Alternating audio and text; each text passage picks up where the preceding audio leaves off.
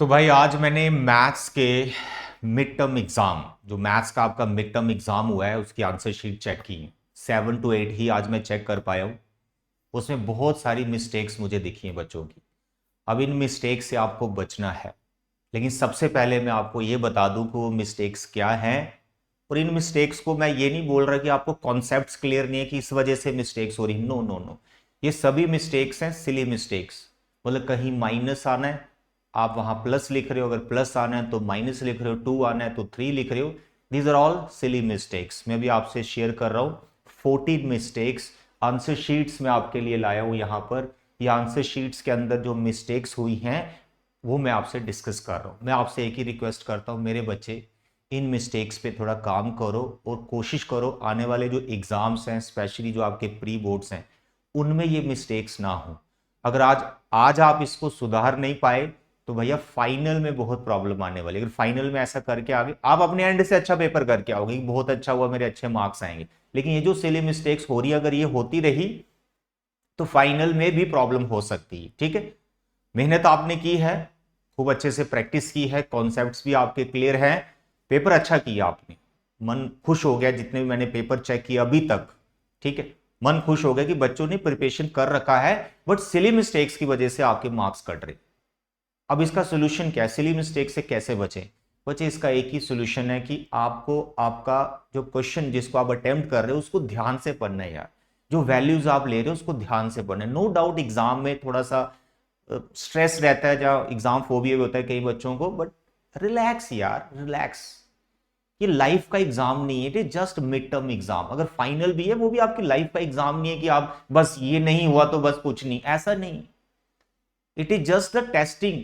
ठीक है, एक छोटे मोटे ये 10th क्लास है आपकी, इसके टेस्ट हो रहा है आपका, आप इसमें अच्छा परफॉर्म करो और रिलैक्स माइंड से परफॉर्म करो। अगर माइंड रिलैक्स नहीं होगा ये ऐसी सिली मिस्टेक्स होती रहेंगी। अब मैं कहूंगा बहुत ज्यादा प्रैक्टिस करो फिर ये सिली मिस्टेक्स ठीक हो जाएंगी, नो। बहुत ज्यादा प्रैक्टिस बहुत बच्चों ने कर रखी है। मैं आंसर शीट जो लेके आया वो उन्हीं बच्चों की जिन्होंने बहुत ज्यादा प्रैक्टिस कर रखी है, जिनको मैं जानता भी। तो आप प्लीज इन मिस्टेक्स को देखो, इनको नोट डाउन करो, नेक्स्ट एग्जाम में आपने मिस्टेक्स नहीं करनी। एंड जो लास्ट मैंने वीडियो बनाई थी आंसर की कि उसमें आपके जो डाउट थे question number 3 and question number 7, you are right, हमने उसको ठीक कर लिया। क्वेश्चन नंबर 3 में 2 पेयर बनते हैं, क्वेश्चन नंबर 7 में भी जो भी चेंजेस था हमने कर लिया है। थैंक यू सो मच, आपने कमेंट किया और हमें फीडबैक दिया, इसी तरह से कमेंट करते रहो। एक शिकायत मुझे आपसे है, आप वीडियो देखते हो, क्या मैं आपके लिए अच्छी वीडियो नहीं बना पा रहा हूं? अगर अच्छी बना पा रहा हूं यार, वीडियो को लाइक कर दिया जी। लाइक, एक लाइक करने में क्या जाता है यार, एक लाइक करोगे तो मुझे अच्छा लगेगा कि मैं जो कंटेंट आपके लिए बना रहा हूं, जो आपको गाइड करता हूं, उससे आपको कोई बेनिफिट हो रहा है। आप लाइक नहीं करते, ऐसा लगता है यार मेरी वीडियो वेस्टेज है। देखते हो आप, आपने कमेंट भी किए, कमेंट ज्यादा है लाइक कम है। थोड़ी सी निराशा होती है मुझे। My dear students, I am your maths teacher. पूरा सेशन आपके साथ रहूंगा और प्रॉपर आपको गाइड करूंगा कि मैथ्स में अच्छा स्कोर कैसे करना। ठीक, तो वीडियो को प्लीज जरूर लाइक करें। अगर आपने चैनल सब्सक्राइब नहीं किया तो प्लीज उसको भी सब्सक्राइब करें और सभी स्टूडेंट्स तक ये वीडियो पहुंचाओ ताकि उनको पता चले कि यार ये सिली मिस्टेक्स हो गई हैं, अब इनको ठीक करना है। ठीक है, तो चले स्टार्ट करते हैं। देखें सबसे पहले यहां पे फर्स्ट, ठीक है, I hope it is visible, आपको दिख रहा होगा। कैन यू टेल मी यहां पर क्या मिस्टेक हो रखी है बच्चे से? ये क्वेश्चन था एवव वाला, एवव 0, एवव 10, ऐसे एवव वाला डेटा था। ठीक, बहुत बार आपको समझाया मैंने, यहां पे वीडियोस बना बना के आपको क्वेश्चन करवाए। मेरे बच्चे ये जो एवव वाला डेटा में ये वाली जो फ्रीक्वेंसी आपको दिख रही होती है, जो नंबर ऑफ स्टूडेंट्स होते हैं या मार्क्स होते हैं वट, ये बच्चे यहां पर सीएफ नहीं होता, it is not a cumulative frequency. Cumulative frequency कब आती है? जैसे बच्चे ने फ्रीक्वेंसी बना दी, बिल्कुल सही बनाई, इसके बाद आपको सीएफ यहां पे निकालना होता है। तो इसी को बच्चे ने सीएफ लिया है और मीडियन या मीन का जिसका भी क्वेश्चन है वो निकाल रहा है। तो ये एक पहली मिस्टेक है कि इसको आपने ध्यान से समझना है। ठीक है, ये कॉन्सेप्ट से रिलेटेड मैं कह सकता हूं, बाकी थोड़ी सिली मिस्टेक्स। नेक्स्ट देखिए, बहुत अच्छा बच्चे ने ये क्वेश्चन कर रखा है, बहुत प्यारा, लेकिन यहां पर एक मिस्टेक क्या हुई है, यहां पर लिखा है माइनस, यहां पे आना था प्लस। बस इस प्लस की वजह से पूरा क्वेश्चन आगे जो मतलब आंसर चाहिए वो पूरा गलत आएगा। प्लस क्यों आना है? क्योंकि टोटल डिस्टेंस है ना, 72 किलोमीटर एक चला, 63 किलोमीटर एक चला, और टोटल जो डिस्टेंस कवर करने में टाइम लगा वो 3 आवर्स, तो यहां पे प्लस आना था। इसे बोलते हैं सिली मिस्टेक। ये आपको नहीं करने, क्वेश्चन को ध्यान से पढ़ना है कि माइनस आएगा कि प्लस आएगा, ठीक है। नंबर 3 चेक करो इसमें क्या मिस्टेक है, कैन यू टेल मी? देखो यहां मैंने लिखा भी हुआ है 330, ये मिस्टेक है। कैसे हुई? 17 इंटू 19 करो मल्टीप्लाई। देखो मेरे पास मोबाइल पे मल्टीप्लाई करता हूं, आप भी करो। 17 मल्टीप्लाई 90, ये होता है 1530, बचने का लिखा 1330, बस ये मिस्टेक हो गई। तो मल्टीप्लाई, मैं ये ऐसा हो सकता है कि आपको मल्टीप्लाई ना आती है मल्टीप्लाई, लेकिन आप एग्जाम में थोड़े से घबरा जाते हो। घबराना नहीं बच्चे, मेरी तरह रिलैक्स रहा करो। आप मुझे देखो, कितना भी चैलेंजेस मेरे को अगर क्लास में आ रहे, कोई बच्चा नहीं पढ़ रहा है, एकदम रिलैक्स, और आप सोचो कि कैसे उस चीज से टैकल करना है। अगर आप घबरा गए एग्जाम में, आपको समझ नहीं आया एग्जाम कैसे टैकल करना है, तो फिर वो प्रिपरेशन जो आपने की उसका क्या फायदा हो? सबसे पहले आप अपने आप को रिलैक्स रखा करो ड्यूरिंग एग्जाम, तभी इन सिली मिस्टेक से आप बच सकते हो। बहुत प्यारा क्वेश्चन ये, और फुल मार्क्स बच्चे के आने थे, ये छोटी सी मिस्टेक की वजह से प्रॉब्लम होगी। एकदम रिलैक्स रहो अपने आप को, ठीक।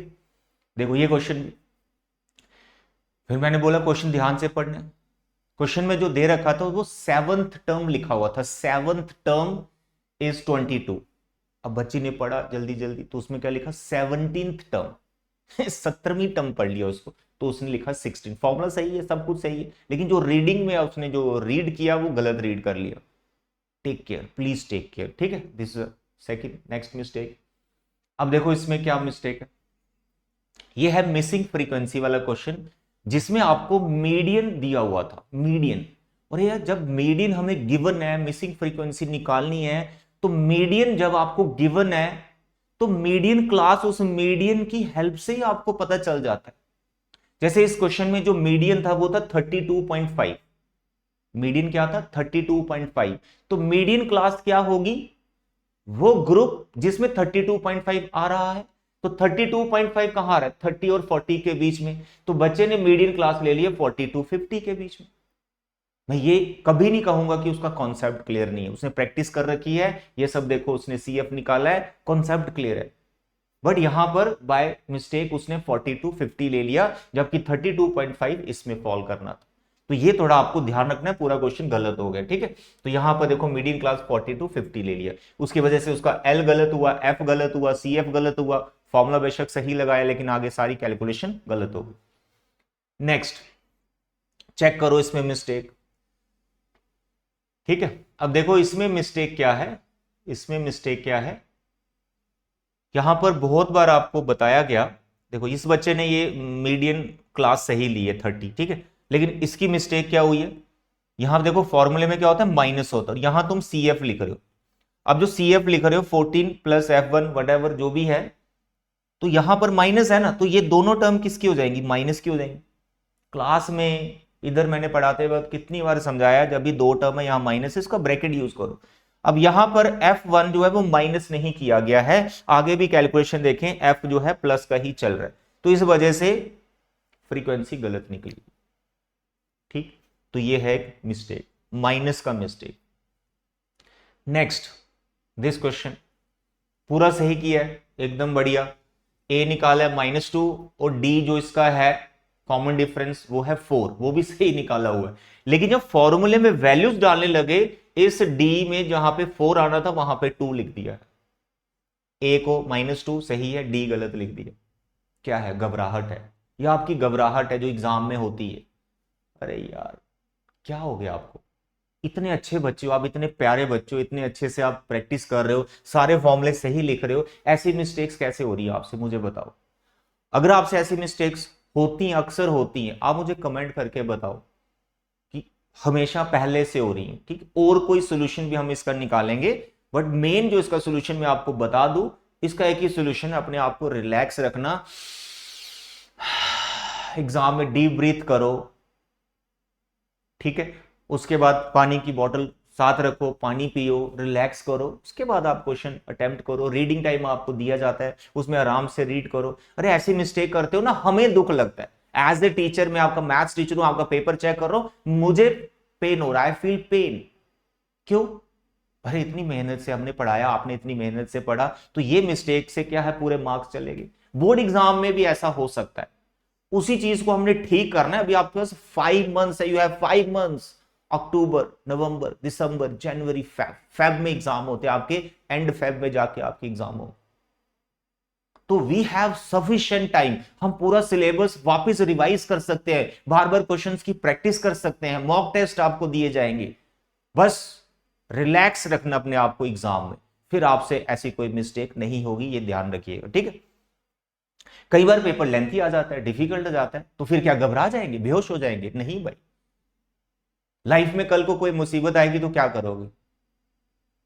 छुप जाओगे किसी अंधेरी कोठरी में? नहीं ना, सामना करना है ना, सामना करो, डट के सामना करो। दुश्मन अटैक करेगा, पाकिस्तान अटैक करेगा, तो हिंदुस्तान के दुबक के बैठ जाएगा? नो, सामना करेंगे, जीतेंगे। ऐसा ही एग्जाम है आपका भी, और इतना छोटा एग्जाम है, एकदम ऐसे जाओ मस्त होके रिलैक्स माइंड से, कि मिस्टेक हम करेंगे ही नहीं भाई। तो ये मुझे बहुत दुख लगा इस, खासकर इस एग्जाम्पल का, यार मार्क्स मुझे काटने पड़ रहे हैं, तो मैं क्या करूंगा। अब देखिए यहां पर भी mistake, multiply equation 1 by 19। Equation 1 को 19 से करना, ये इस बच्चे की इक्वेशन 1 है यहां पर, ठीक है, ये वाली इक्वेशन 1 है, यहां 53। तो 53 को जब आप 19 से इंटू करोगे तो 998 नहीं आता है, आप करो, ठीक है, करो, क्या है ये 53, इसको मल्टीप्लाई करना है किसने से, 19 से, 19 से, ये आता है 1007, 1007, तो बच्चे लिखे 998। ऐसा है क्या, कॉन्सेप्ट क्लियर नहीं? बिल्कुल क्लियर है, एलिमिनेशन मेथड जैसे भी लगाने लगा रही, तो ये मल्टीप्लिकेशन में ये गलती हो गई जल्दी से। नेक्स्ट, ये आ गया क्लाउड वाला question, angle of elevation, angle of depression.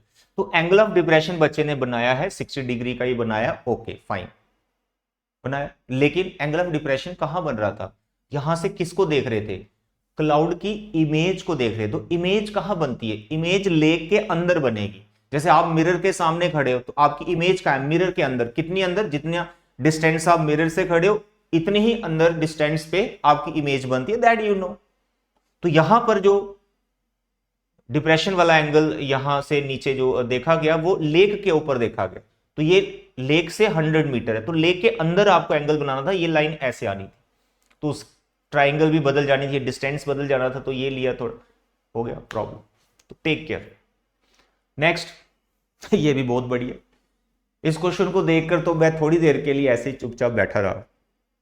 देखो कोऑर्डिनेट ज्योमेट्री है, स्क्वायर, रेक्टेंगल, रोम्बस, पैरेललोग्राम सब आपको सिखाया गया, बच्चे ने बिल्कुल बहुत बढ़िया शानदार तरीके से किया। हुआ क्या फिर, ये ऑल साइड्स इक्वल आई, ऑल साइड्स इक्वल आई बच्चे ने इक्वल कर रखी, लेकिन उसको क्या लिखा है, रेक्टेंगल। क्या लिखा है, रेक्टेंगल। तो ऑल साइड्स आर इक्वल, तो वो या तो रोम्बस होगा या स्क्वायर होगा। तो यहां डायगोनल्स भी बच्चे ने निकाले, डायगोनल्स दोनों इक्वल आ रखे हैं, तो वो स्क्वायर है। All sides are equal and diagonals are also equal and it is what, square. Square लिखना था।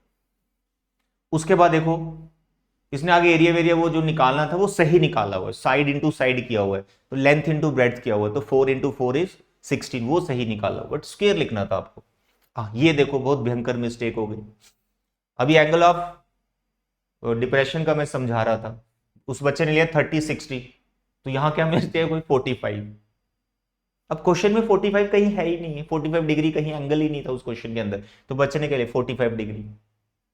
Take care my dear students, यहां 60 डिग्री आना था, और एंगल सही बनाया था, इमेज पे एंगल बनाया वो सही बनाओ, तो यहां पर मिस्टेक हो गया, ठीक है।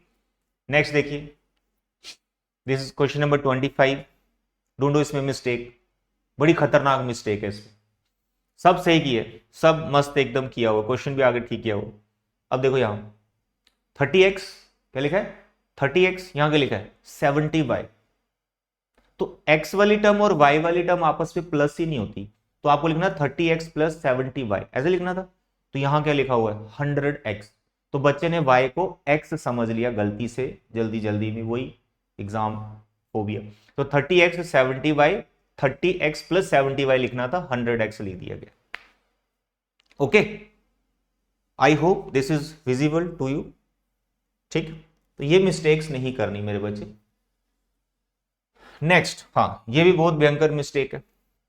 यहां पर देखो ये एक फ्रैक्शन बनाई है, दिस अपॉन 17, यहां पे है 17। अब ये 17 जो अपॉन में आ रखा है इसको किया है क्रॉस मल्टीप्लाई 55 की तरफ किया हुआ है। लेकिन मेरे बच्चे जब भी आपको सिखाया गया क्रॉस मल्टीप्लाई करना है तो ये होल डिवाइड में 17 होना चाहिए। तो यहां पर 17 और इस 17 के नीचे 1 है, इन दोनों का एलसीएम लेने के बाद ये उधर जाना था। इन दोनों का 17 और 1 का एलसीएम लेते होल अपॉन 17 फिर जाना, तो ये 17 ही 17 से इंटू होना था, तो जो कि नहीं किया गया यहां, इस वजह से पूरा क्वेश्चन आपका गलत हो गया, सारी वैल्यूज गलत आई। और क्या बताओ। अब देखो नेक्स्ट, ये समझ नहीं आया बच्चे ने क्या किया, देखो इधर फॉर्मूला आता है उसको डायरेक्ट मेथड, क्या है, summation F I x I upon summation F I. ठीक, फ्रीक्वेंसी लिखी है, क्लास इंटरवल आपको दिए हुए हैं, एक्स आई उसने निकाला हुआ है, एक्स आई निकाला हुआ है। आगे क्या लिखा है, एफ आई एक्स आई, ये वाला कॉलम क्यों नहीं निकाला जब फॉर्मूला लिख दिया हुआ है एफ आई एक्स आई का, जब पता है एफ आई और एक्स आई को इंटू करना है, डायरेक्ट मेथड हर बच्चे को आता है, तो ये आगे कॉलम ही नहीं बनाए। ठीक, आगे किया हुआ है क्वेश्चन आगे किया हुआ है क्वेश्चन बट कॉलम नहीं बनाए, I don't know why, that's all. तो मेरे बच्चे ये थी 14 मिस्टेक्स, अभी मैं पेपर चेक कर रहा हूं, कल तक शायद आपके पेपर चेक हो जाएंगे। तो मेरे बच्चे ऐसे मिस्टेक से हमें बचना है, इससे लर्निंग लेनी है, सीखना है कि आने वाले टाइम में ऐसे मिस्टेक्स हमसे ना हो। प्रिपरेशन आपने बड़ी शानदार तरीके से की है, वो मैं देख रहा हूं, ठीक है। और आने वाले जो प्री बोर्ड्स हैं उसके लिए सीरियस हो जाओ। मिड टर्म तक अगर आपने अच्छे से पढ़ाई नहीं की है तो मैं आप सबसे रिक्वेस्ट करता हूं कि अभी मिड टर्म के बाद अक्टूबर मंथ से प्लीज सीरियस हो जाओ और अपनी पढ़ाई सीरियस होके करो, शानदार तरीके से करो, ठीक है। मेरे एंड से जितनी मेरे से हेल्प हो पा रही है, मैथ्स का मैं आपको लेक्चर दे रहा हूं, सारे कॉन्सेप्ट क्लियर करा रहा हूं, करवाता रहूंगा, फाइनल तक आपके साथ रहूंगा, बट आपको भी ऑनेस्टली अपनी प्रिपरेशन करनी है। थैंक यू बच्चे, bye bye and take care.